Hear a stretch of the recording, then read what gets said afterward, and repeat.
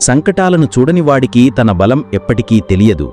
ఇతరుల బాధలను అర్థం చేసుకునేవాళ్లు, దయ ఉన్నవాళ్లు, గుండె నుంచి మంచివాళ్లు మళ్లీ జన్మించాల్సిన అవసరం లేదు.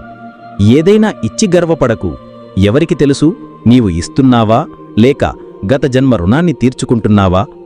గర్వం ఉన్నవాడి వంశం, సంపద, గౌరవం మూడు నాశనమవుతాయి. విశ్వాసం కలిగించాలంటే వాళ్ల మాటలకు కాదు, వాళ్ల చేష్టలకు శ్రద్ధ పెట్టు. శ్రీకృష్ణుడిలా అంటాడు, నన్ను తెలుసుకున్నవాడు జననమరణ బంధాల నుంచి విముక్తి పొందుతాడు.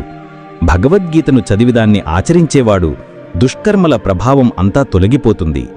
భాగ్యంలో ఉన్నది దానంతట అదే వస్తుంది. భాగ్యంలో లేనిది వచ్చినా పోతుంది. గాలి ఊపులు పడవను తప్పుదారి పట్టిస్తాయి. అలాగే మనిషి కోరికలు బుద్ధిని తప్పుదారి పట్టిస్తాయి. సుఖంలో, దుఃఖంలో, గౌరవంలో, అవమానంలో శాంతంగా ఉండేవాడు నాకు